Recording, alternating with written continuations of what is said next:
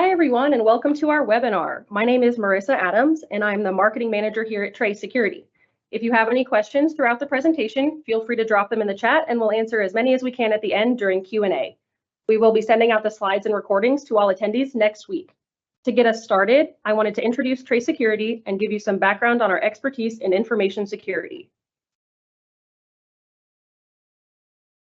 TraceSecurity LLC is a leading provider of cybersecurity and compliance solutions, and we're celebrating 19 years in business this week. Our company was founded on February 18th, 2004, as one of the first technology companies to incubate in the Louisiana Technology Park. Our company's mission at its founding was simple: to help banks and credit unions protect their customer and member information and comply with GLBA, FFIEC, and NCUA requirements. Since then, TraceSecurity has served over 3,000 organizations across the United States and U.S. territories. We have established many partnerships, most notably our strategic alliance with the Credit Union National Association, which positions us as their exclusive provider of cybersecurity and compliance services. TraceSecurity offers a comprehensive portfolio of solutions that allow organizations to manage their information security program, including IT risk assessments and audits, social engineering, penetration testing, security training, and more. At this time, I would like to turn things over to my colleagues, Jared Thomas and Garrett Campbell, two of our information security analysts, who will be discussing the ins and outs of our new service, Red Team Testing. Thank you and good afternoon. Over the past 20 years or so, the news has become more and more inundated with stories of professional hacking groups.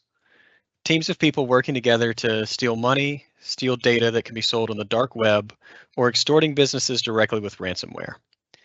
While the word hacker may have once conjured the idea of an antisocial lone wolf being a digital nuisance to corporations for their philosophical ends, the truth today is that many threats to private data are essentially white-collar workers trying to turn a profit from their data theft. They often have an organizational structure that looks a lot like their victims, with senior management, work teams, and sometimes even a customer service department to help their victims buy back stolen or encrypted data. And it's that very organizational structure with whole teams working together that makes these groups such dangerous threats to your information. This begs the question, how can any company ensure that it is effectively protecting itself from these organized groups? For years, TraceSecurity has helped to answer that question by offering a wide variety of security tests that are designed to simulate attacks that have been used in the wild. We've performed social engineering attacks, both remote and in person. We've offered network scans for known vulnerabilities, and we've even tried to exploit those vulnerabilities through our penetration testing. Each of these tests is a great way to help any organization maintain a strong security posture, but until now, there is something we've never tested: the way that professional hacking groups use information from each step of their attack process to make their later attacks more effective. To fill this gap, we are excited to present Trace's newest service offering, the Red Team engagement. This will be a very broad scope project that includes a team of analysts working for an extended period to imitate real-world threat actors. We intend to accomplish this by performing any and every attack that we think will be effective to access your sensitive data and computer systems. The team will gather intelligence, perform social engineering, digitally attack your networks, and even attempt physical break-ins to your institutions, all to provide the most comprehensive report of your security strengths and weaknesses. This new service fits into our technical testing hierarchy as follows. The internal penetration test includes vulnerability scans, false positive identification, and manual penetration testing. The Purple Team penetration test focuses on our client's Blue Team capabilities. This includes forensic and preventive measures, as well as a review of current logging capabilities. We'll provide a timestamp spreadsheet of all attacks performed with references to the MITRE framework as well. This test is a full white box test that involves active coordination with the client's incident response team or internal security team. The Red Team test involves a 24-hour testing window each day, where physical security is tested on gaining access into the internal network and establishing persistence by client-approved methods. This is a standalone service in itself. It is a combination of learned techniques from the array of TraceSecurity services with a unique report and evidence documentation. By having our teams work together on this project over a longer period of time and having the same personnel perform each step of the attack chain, we will be able to leverage a more creative approach to the security testing process. For example, Perhaps our intelligence gathering reveals a vendor that visits your organization on a regular schedule. We may be able to use that information to craft an on-site social engineering pretext imitating that vendor that lets us access and unlock doors that are normally secure. We could then return after hours, enter through that unlocked door, and leave behind a small computer that allows us to get through your firewall and test your internal network. Now, while this is just an example, it shows how the intersection of our current testing techniques will reveal emergent paths of access to our client systems that would be hidden away when only performing a single test at a time. This will help our clients defend themselves even from advanced attacking groups that would leverage that same creativity when performing real-world attacks. With this in mind, let's walk through what this engagement will entail. We will always begin with a scoping call with our point of contact so that everyone is on the same page as to anything that might be off limits and anything they would want us to prioritize. This will help us preserve the safety of our analysts, client employees, and client assets while on site. For example, it's unlikely that we would benefit from accessing the vault, so we can make it clear that that would be out of scope. Additionally, any offsite data centers would likely be out of scope if the building is owned by a third party. Ultimately, the safety of our clients, employees, and our analysts is at the forefront of our minds when we are scoping this type of project. We don't intend on performing techniques that will require a trip to the hospital or a claim on either company's health insurance policy.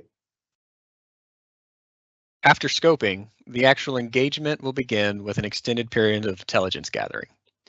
We use a variety of tools to gather information about our target, from names and job titles of personnel to email addresses and phone numbers.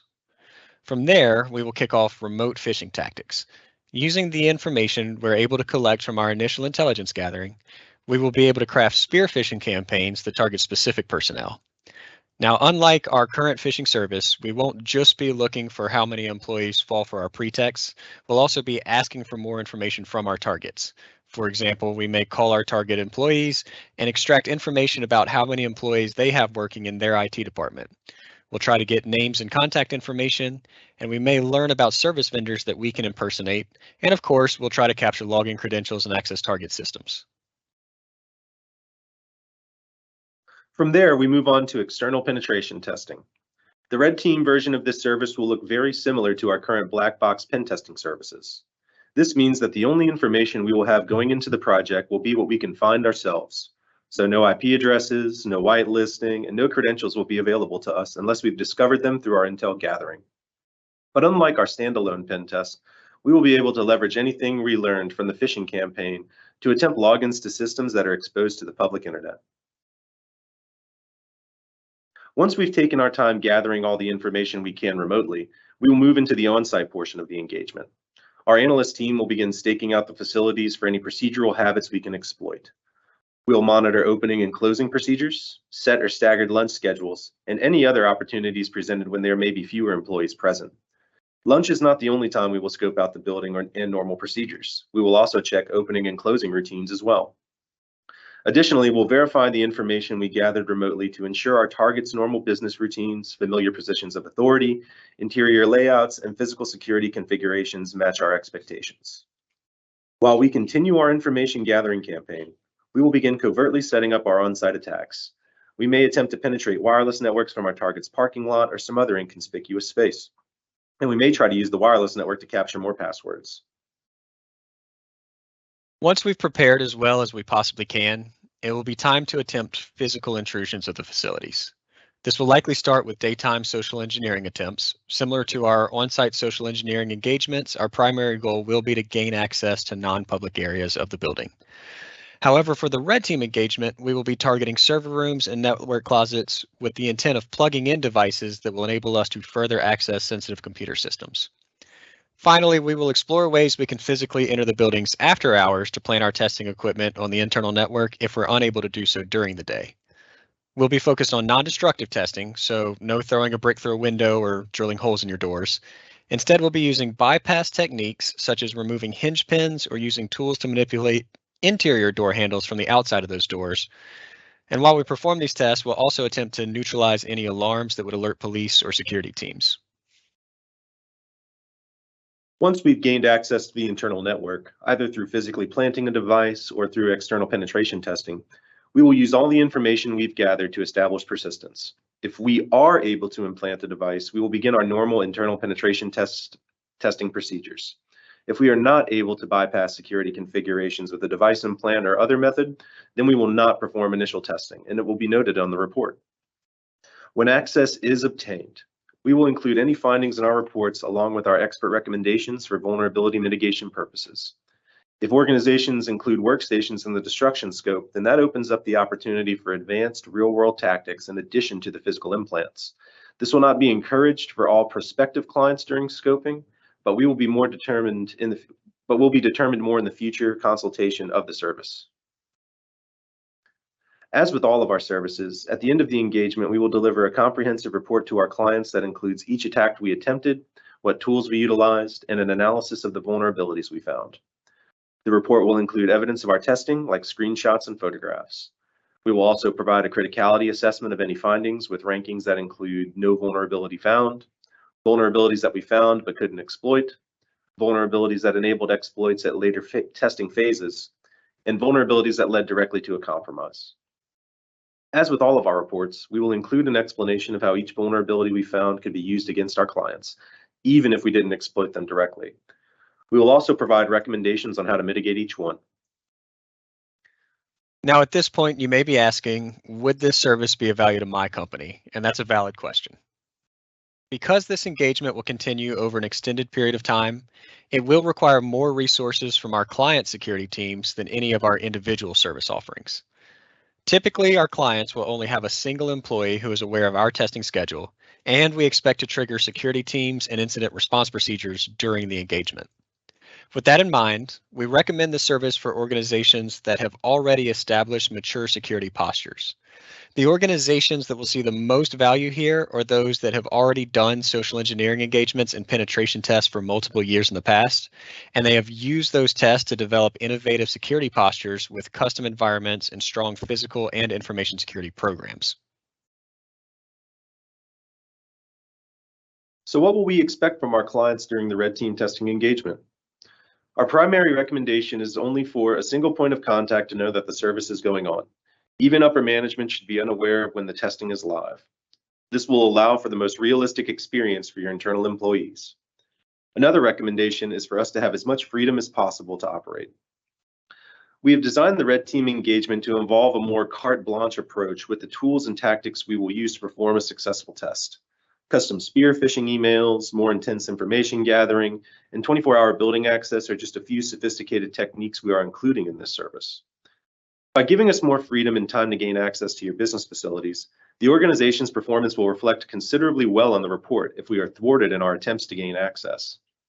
While our clients will have the right to make anything out of scope, the broader our attack landscape, the better the service will be for you.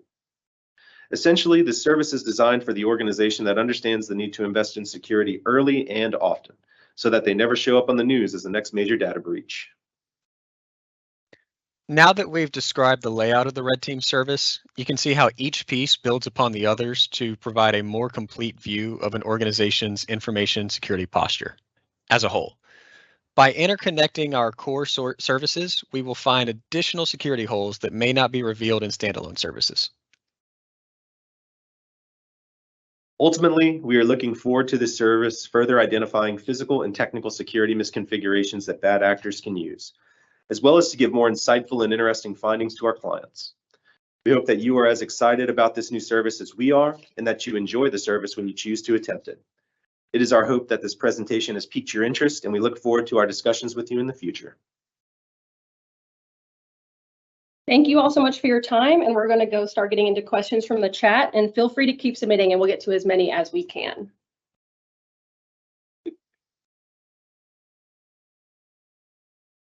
All right, so first up, we have what is the scope of the red team in terms of breaking things and accessibility to their facilities? You want to take this one first, Jared? Sure. So the scope is going to be set within our scoping meetings and our scoping calls ahead of time, but it's essentially up to you as the customer. The more access and freedom we have to complete the test, the more things we can try, the better and more creative the report's going to be, and the more thorough the report's going to be. But obviously, we're not going to attempt to break anything. We're not going to attempt any particular techniques without permission in the scoping ahead of time. Okay, and can you go into a little bit more specifics about the difference between our red team test and the purple team test that we released last year? Yeah, I can definitely jump on this one. We like to call it a purple team test, the open book test. Active coordination with your internal IT staff during the testing phase provides a full view of your forensic capabilities in real time. As some of you have dealt more with insurance policies and insurance coverage for cybersecurity protection, you realize how important this is when it comes to getting a provider who will give you this kind of coverage. This also just helps out for anyone who's trying to give their incident response team a little bit more active alerts or just different exposure without actually putting the systems into too much danger. But the focus of the assessment is to display the logging capabilities with references to the MITRE framework for the various levels of findings noted in the report. And that also correlates to different levels of access too. When we have no access, when we have some level of privileged access, how we were able to obtain that. That framework is just to track those vulnerabilities for mitigation for the most part. But the red team is definitely known as the closed book test. Since essentially no one is aware of the test taking place at any time, it's very, very quiet for the most part. And it gives us a lot more carte blanche, as we said, to anyone who's performing the service. It expands our ability and hours to actually gain access into a system when there's less people there. It opens up the test to when there are eyes on the whole facility and when their eyes aren't. It's going to generate a lot of interesting finds in the future. Great. So will there be a denial of service attack involved? At this point, we're still avoiding denial of service. That is something that could be brought up in the scoping if it was something that the client explicitly wanted. But as a rule, the way we have things set up right now, I don't think we're intending to usually include any sort of denial of service attacks. That's going to be an exceptional situation. Yeah, it would definitely depend on where we were at in the test. If we were trying to get somebody to log into something, we might DOS a single machine. But as far as a distributed denial of service, absolutely not. We wouldn't. We don't. That's always kind of taboo for the most part when it comes to distributed denial of services, because we don't want to interfere with your normal business hours. I mean, we're going to be attempting this during normal business. So, I mean, a single machine would probably be the only thing I would be comfortable with scoping there. It would just depend, like Jared said, it would definitely be a case by case scenario. It would depend on what kind of access we already had. But as far as distributed denial of service, it's completely, that's not in scope for this at all, unless explicitly asked. Okay, if we utilize a network access control system, should it be disabled for a port for the internal pen test? If this is a red team engagement? Yes. No, not at all. You should leave. You should not we should not be whitelisted on network access control for this test ever. We're trying to show how we can bypass that. This is definitely a true black box assessment. There's no fuzzing of anything. I mean, it's technically fuzz because we know that it's going to be a financial system most likely due to the clientele that we have. So technically it will be that, but I mean, as far as any knowledge of the system, domain names, anything like that, no, we have to do that on our own. And for basically the preparation of this service, we've been practicing different methods to do this as well. Okay. What is the pricing model? Like, what is the cost for it based on asset size, FTE count, et cetera? That's a wonderful question. Let's see. Because this is such a custom engagement, cost will really depend on the size and the complexity of the organization, as well as their unique security goals. It depends on how long you want this to go on for, what do you want in scope. It's always going to be a custom pricing scenario. So it's best to just, whenever you talk to your sales executive or your account executive with us, make sure that you give them an idea of how many people you have, how many folks the test could affect, things like that. That definitely affects how we will value the service. And what happens if you set off a building alarm and the police is dispatched? I've got that one. We'll first and foremost, we plan to be in constant contact with our point of contact. They should be the one person who knows what we're doing and when. Additionally, we have specific scoping forms that we'll have to keep printed copies on our persons if we're physically on the premises after hours, anything like that. Largely, these are services that that have been done in the past by plenty of organizations, and so there are systems in place and sort of best practices in place to communicate the fact that we are allowed to be there legally, even if certain people within our clients' personnel or our clients' infrastructure doesn't actually know that we were going to be there. Only our point of contact knew. So we'll have people to contact. We'll have lines of communication that we can give to the police and verify that we were supposed to be there, so that it doesn't cause bigger issues. Depending on how large the city, we will also contact the local police as well. Okay, is this an additional service, like in addition to existing services, or designed to replace some things like vulnerability assessments, pen tests, WAPs, et cetera? Yeah, this isn't really designed to replace anything. It's designed to complement it and to sort of expand upon the different ways those things can be used. So this isn't, I wouldn't consider this a replacement for any of our current services at all. No, not in any way, shape, or form is it a replacement for anything. It's not a bundle of our existing services. It's a new cohesive service with one single report. The service was not designed to meet compliance standard requirements, but rather for more security-minded organizations that want or need to go beyond their minimum requirements. So ones that would consider themselves very mature, evolving organizations, ones who are really trying to put your own incident response team to the test as well. If you think that you've done enough tabletops or enough if you've done enough walkthroughs of different scenarios and you want something that's a little bit more live, this is a great scenario for that. Okay, and then would the red team test come from an IP range other than that used for the external pen testing?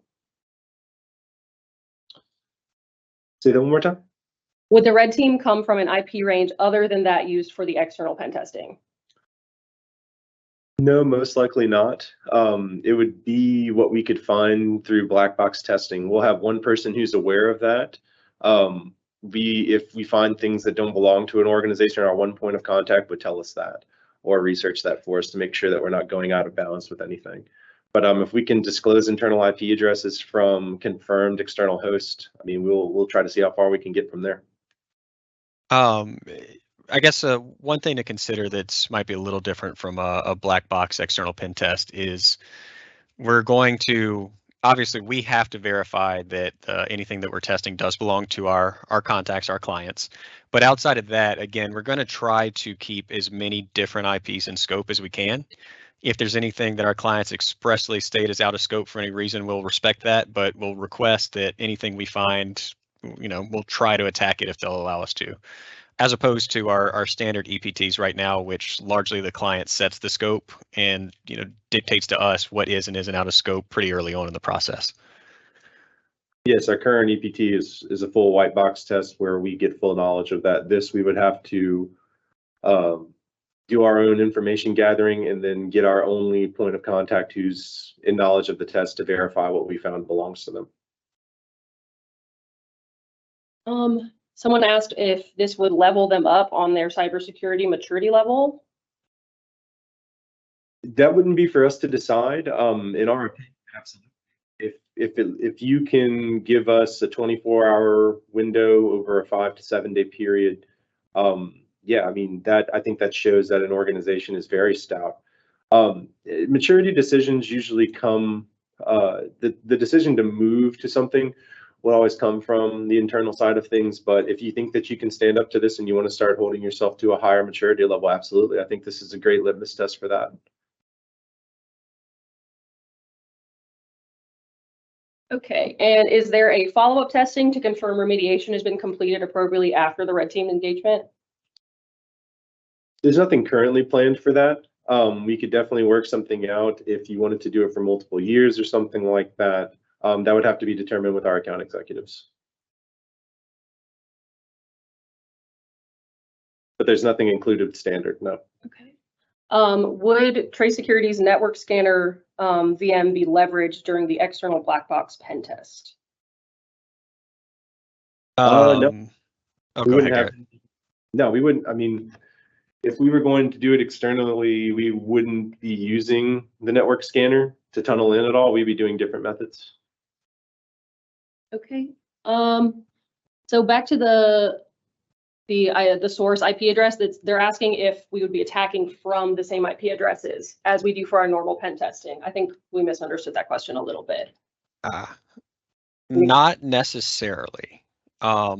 It's possible some of the remote testing would be done from Trace's owned IP addresses, but due to the flexibility and looking for openings where we find them, it's possible that we would start attacking it when we were already on site, and at that point we'd be using mobile hotspots or other secure networks that we maintain.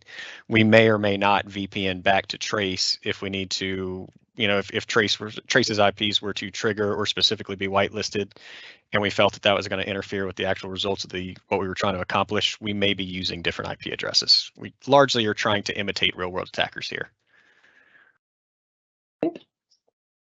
All right, so does the red team testing results also entail security issues with vendors? For example, the cleaning crew leaving a door propped open for any amount of time? Absolutely. If they have access to your building and it's able to be leveraged, if there's some negligence there that gives us access, we'll document it. We're not going to attempt to bribe them or anything like that. We'll negligent behavior when it comes to that. Okay, and then what sort of time span are we looking for the course of the entire engagement? 3 weeks, a month, multiple months? Right now it's 5 work week days, Monday through Friday. We show up before Monday right now is the plan. We could expand this out. It really depends on how long the organization wants the scope to be. By default, it's 5 days right now is our current. That's specifically the on-site portion. We have a few weeks of research and intel gathering before that as well. Yeah, there's many weeks of that before. But as far as the on-site portion of it, it's just 5 days. My apologies for the misunderstanding. All right. We'll give y'all just a second to submit any other questions you may have. Since we were talking about schedule and timeline, we do want to mention conversations have come up. This hasn't been added to a specific services scope yet, but not all the days on site may be business days. We may look at targeting an organization on site on the weekend as well, if we find that there might be a better vulnerability there that we could take advantage of. I got one more question. So when the red team engagement is finished, what would the report look like?